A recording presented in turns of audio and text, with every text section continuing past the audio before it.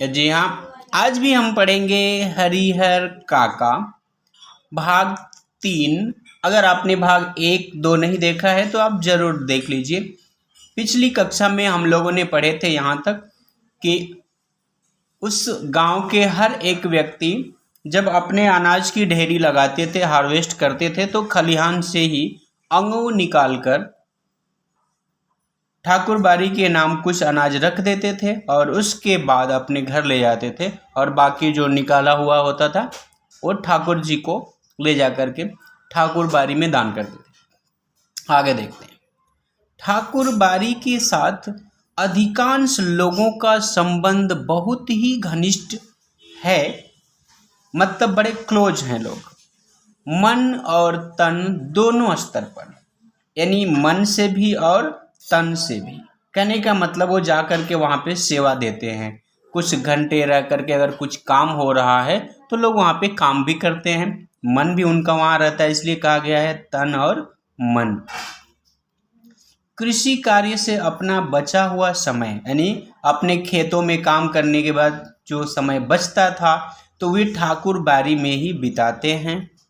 ठाकुर बाड़ी में साधु संतों का प्रवचन यानी अच्छी बातें, सत्संग सुन और ठाकुर जी का दर्शन कर वे अपना यह जीवन सार्थक मानने लगते हैं।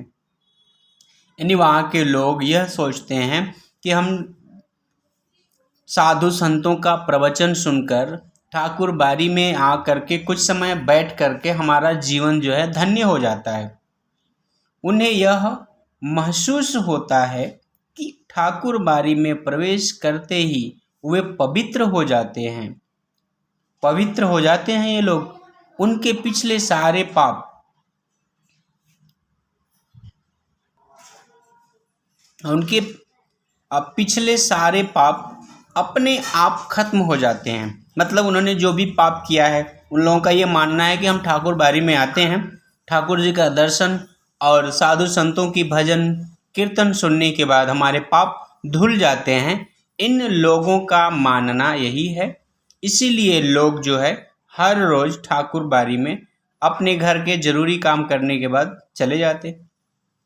परिस्थितिवश इधर हरिहर काका ने ठाकुर बाड़ी में जाना बंद कर दिया है। यानी परिस्थिति, सिचुएशन ऐसा हुआ कि हरिहर काका ठाकुर बाड़ी में जाना बंद कर दिया। पहले वह अक्सर ही ठाकुर बाड़ी में जाते थे। मन बहलाने के लिए कभी कभी मैं भी ठाकुर बाड़ी में जाता हूँ। लेखक कह रहे हैं कि मैं भी चला जाता हूँ, लेकिन वहाँ के साधु संत, अब ध्यान दीजिएगा, लेखक को ठाकुर बाड़ी के साधु संत क्यों नहीं अच्छे लगते थे, यह प्रश्न आपसे पूछा जाएगा कि ठाकुर बाड़ी के साधु संत लेखक को पसंद क्यों नहीं थे, या लेखक ठाकुर बाड़ी में अब क्यों जाना पसंद नहीं करते। यही बात है, देखेंगे। लेकिन वहाँ के साधु संत मुझे फूटी आंखों नहीं सुहाते। फूटी आंखों न सुहाना यानी बिल्कुल पसंद न आना। फूटी आंखों न सुहाना ये मुहावरा है, इसका अर्थ है पसंद न आना। काम धाम करने में उनकी कोई रुचि नहीं। यानी साधु संत जो लोग वहाँ पे हैं वे लोग कुछ भी काम नहीं करते। ठाकुर जी को भोग लगाने के नाम पर, यानी ठाकुर जी को चढ़ाने, प्रसाद चढ़ावा के नाम पर दोनों जून हलवा पूरी खाते हैं और आराम से पड़े रहते हैं। यानी ये साधु संत लोग क्या करते हैं, वहाँ जो लोग भी जाते हैं उनसे कहते हैं कि आप हलवा लाइए, पूरी लाइए, ठाकुर जी को भोग लगाएंगे, और ठाकुर जी तो खाएंगे नहीं, साधु बाबा ही खाएंगे। तो इसलिए ये साधु बाबा लोग आराम से पड़े रहते हैं, कोई काम धाम नहीं करते, क्योंकि एक न एक किसी दिन कोई तो किसी दिन कोई दूसरा व्यक्ति हलवा पूड़ी नहीं खिला जाता है। और ठाकुर बाड़ी ठाकुर जी के नाम पर उन्हें अगर कुछ आता है तो सिर्फ बात बनाना आता है। यानी इन्होंने कहा कि ये जो साधु लोग हैं ना, इन लोगों को कोई काम नहीं आता। अगर कुछ आता है इनको तो क्या, केवल बातें बनाना, कोई काम नहीं आता इनको। हरिहर काका 4 भाई हैं। ध्यान रखिए, पूछा जाएगा आपसे कि हरिहर काका कितने भाई हैं। तो 4 भाई, सबकी शादी हो चुकी है। हरिहर काका के अलावा सबके बाल बच्चे हैं, यानी सभी के जो है ना बच्चे हैं, लेकिन हरिहर काका के नहीं है। बड़े और छोटे भाई के लड़के काफ़ी सयाने हो गए हैं, 2 की शादियां हो गई हैं। उनमें से एक पढ़ लिख कर शहर के किसी दफ्तर में क्लर्की करने लगा है, यानी क्लर्क है, किसी दफ्तर है अर्थात ऑफिस में जो है क्लर्क है। लेकिन हरिहर काका की अपनी देह से कोई औलाद नहीं, यानी हरिहर काका का कोई भी संतान नहीं था। भाइयों में हरिहर काका का नंबर दूसरा था, यानी हरिहर काका के 4 भाई थे, हरिहर काका 4 भाई थे, 4 में से ये दूसरे नंबर पे थे, इनके बाद और 2 लोग थे। औलाद के लिए उन्होंने 2 शादियां की, यानी उन्होंने 2 बार शादी किया ताकि इनके कुछ बच्चे हों, बाल बच्चे हों, इनकी पीढ़ी आगे बढ़े, लेकिन नहीं हो पाया। लंबे समय तक प्रतीक्षारत रहे, यानी लंबे समय तक ये प्रतीक्षा करते रहे कि बच्चे होंगे, लेकिन भगवान की मर्जी। लेकिन बिना बच्चा जने उनकी दोनों पत्नियां स्वर्ग सिधार गईं, यानी उनकी मृत्यु हो गई। लोगों ने तीसरी शादी करने की सलाह दी, लेकिन अपनी गिरती हुई उम्र यानी बुढ़ापा और धार्मिक संस्कारों की वजह से, यानी धर्म में लगे हुए थे, तो इसी वजह से हरिहर काका ने इनकार कर दिया, यानी शादी करने से मना कर दिए। वह इत्मीनान और प्रेम से अपने भाइयों के परिवार के साथ रहने लगे। इत्मीनान यानी अपने आप को कहेंगे एडजस्ट करके, संभाल करके वे अपने भाइयों के परिवारों के साथ खुशी से रहने लगे, प्रसन्नता के साथ रहने लगे, उनका समय बीतने लगा। लेकिन आगे इनकी हालत बड़ी खराब हुई थी, जो हम आगे पढ़ रहे हैं। आगे आप देख रहे हैं Hindi classes bye Umesh sir. Harihar काका के परिवार के पास कुल 60 बीघे खेत हैं। 60 बीघा खेत है, 4 लोग हैं तो एक को 15 बीघा आएगा, यानी हरिहर काका के पास कितनी जमीन है? 15 बीघे। प्रत्येक भाई के हिस्से 15 बीघे पड़ेंगे। कृषि कार्य पर ये लोग निर्भर हैं, यानी इनकी जीविका जो है कृषि कार्य यानी खेती में काम करके इनका जीवन बसर होता है। शायद इसीलिए अब तक संयुक्त परिवार के रूप में ही रहते आ रहे हैं, और इसीलिए ये लोग ज्वाइंट फैमिली में रह रहे हैं, संयुक्त परिवार में रह रहे हैं, सभी लोग मिलजुल करके खेत में काम करते हैं। हरिहर काका के तीनों भाइयों ने अपनी पत्नियों को यह सीख दी थी कि हरिहर काका की अच्छी तरह सेवा करें। सेवा करें यानी उनकी देख रेख करें, उन्हें पानी चाहिए, खाना चाहिए तो समय पर दे दें, उनका ध्यान रखें, समय पर उन्हें नाश्ता खाना दें, किसी बात की तकलीफ न होने दें। कुछ दिनों तक वे हरिहर काका की खोज खबर लेती रहीं, मतलब भाइयों की पत्नियां जो है कुछ दिनों तक अच्छा देख रेख करती रहीं। फिर उन्हें कौन पूछने वाला, अर्थात उन लोगों ने हरिहर काका को इग्नोर करना शुरू कर दिया, अनदेखा करना शुरू कर दिया। ठहर चौका लगातार पंखा झलते हुए अपने मर्दों को अच्छे अच्छे व्यंजन खिलाती, यानी जब उनके पति यानी हरिहर काका के जो भाई लोग थे, जब वे लोग खाना खाने बैठते थे तो उनकी पत्नियां पास में बैठ करके अच्छा खाना भी खिलाती थी और पंखा झलती थी, यानी उन्हें हवा, गर्मी हो रही है तो बैठ के वो लोग पंखे से हवा झल करके अच्छे तरीके से उन्हें खाना खिलाते। हरिहर काका के आगे तो बची खुची चीजें आती, कभी कभी तो हरिहर काका को रूखा सूखा खाकर ही संतोष करना पड़ता था, यानी कभी कभी हरिहर काका को अच्छा खाना भी नहीं मिल पाता था, इन्हें रूखा सूखा खा करके बस अपना पेट भर लेना और संतुष्ट हो जाना पड़ता था। आप देख रहे हैं Hindi classes bye Umesh sir. मेरे चैनल पर आईसीएसई, सीबीएसई और स्टेट सिलेबस पूरा सिलेबस बताया गया हर बोर्ड का।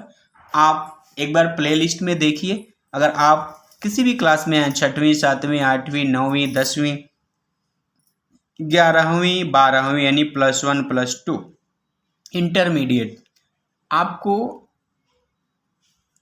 पूरा सिलेबस हमने बताया है, चाहे वो कोई भी कहानी हो, किताब हो, अच्छे ढंग से पढ़े हैं, समझाया गया है उनका प्रश्न और उत्तर, और कुछ महत्वपूर्ण क्वेश्चन भी हमने गेस किए और बहुत से बच्चे इसका फ़ायदा भी उठाए पिछली परीक्षाओं में। आगे बढ़ते हैं। अगर कभी हरिहर काका की तबीयत खराब हो जाती तो वह मुसीबत में पड़ जाते। इतने बड़े परिवार के रहते हुए भी कोई उन्हें पानी देने वाला तक नहीं। सभी अपने कामों में मशगूल, यानी सभी अपने अपने काम में व्यस्त रहते थे, बिजी रहते थे। बच्चे या तो पढ़ लिख रहे होते या धमा चौकड़ी मचाते। धमा चौकड़ी यानी शोरगुल करते। मर्द खेतों पर गए रहते। औरतें हाल पूछने भी नहीं आती। दालान के कमरे में अकेले पड़े। दालान यानी हॉल, तो हॉल में एक और कमरा है। गांव में ऐसा ही घर बनाया जाता है, बरामदे से लग के एक कमरा होता है। तो हरिहर काका जो है दालान के कमरे में अकेले पड़े हरिहर काका स्वयं उठकर अपनी ज़रूरतों की पूर्ति करते थे, उन्हें करनी पड़ती थी। यानी अगर पानी चाहिए, बीमार हैं, उठना मुश्किल हो रहा है, लेकिन कोई पानी देने वाला नहीं होता, उस स्थिति में हरिहर काका खुद ही जाकर के पानी लेते। ऐसे वक्त अपनी पत्नियों को याद कर करके हरिहर काका की आंखें भर आती। आंखें भर आना मुहावरा है। जब उस दुख की घड़ी में पड़ते तो उन्हें अपनी पत्नियों की याद आती और फिर रोने लगते बेचारे, क्योंकि अगर वे लोग आज होती तो इनकी सेवा करती, नहीं है और यहाँ सेवा करने वाला भी कोई नहीं है, इसलिए रोने लगते। भाइयों के परिवार के प्रति मोह भंग की शुरुआत इन्हीं क्षणों में हुई। अब इन्हीं क्षणों में जब ये दुखी हैं और इस समय इनके भाई के परिवार से ना बच्चे आ रहे हैं, ना पत्नियां पूछने आ रही हैं कुछ भी, तो यहीं से धीरे धीरे इनका दिल जो है टूटने लगा। और फिर एक दिन तो विस्फोट ही हो गया। उस दिन हरिहर काका की सहन शक्ति जवाब दे गई, यानी इनका पेशेंस अब नहीं रहा। उस दिन शहर में क्लर्की करने वाले भतीजे का एक दोस्त गांव आया था। ध्यान दीजिएगा, ये महत्वपूर्ण बात है यहाँ। उसी के आगमन के उपलक्ष्य में 2-3 तरह की सब्जी, बजके, चटनी, रायता आदि बने। और अक्सर में बात यही है कि जब हमारे घर में कोई भी मेहमान आते हैं तो उस समय हम थोड़े अपने जो भी खान पान का स्तर है थोड़ा अच्छा कर लेते हैं, कई तरह के व्यंजन बनाते हैं। वही हाल यहाँ पर भी थी। बीमारी से उठे हरिहर काका का मन स्वादिष्ट भोजन के लिए बेचैन था। मतलब अच्छा खाना मिलेगा, इन्होंने अपने मन में ये बात रख ली थी कि आज गेस्ट आए हैं, खाना अच्छा बनेगा, मैं भरपेट खाऊंगा। मन ही मन उन्होंने अपने भतीजे के दोस्त की सराहना की। मन में इन्होंने तारीफ किया कि चलो बेचारा इसी के बहाने ये आया तो मुझे भी अच्छा खाना मिल जाएगा, इसका आना बड़ा अच्छा है, जिसके बहाने उन्हें अच्छी चीज़ें खाने को मिलने वाली थीं। ध्यान दीजिएगा, इन्होंने मन में यह आशा पाल लिया था। इसलिए ना आप कभी भी ना अपने मन में कोई भी आशा मत पालो, क्योंकि बड़ा दुख होता है जब हमें वैसा नहीं मिलता है। लेकिन बातें बिल्कुल विपरीत हुईं। सबों ने खाना खा लिया, उनको कोई पूछने तक नहीं आया।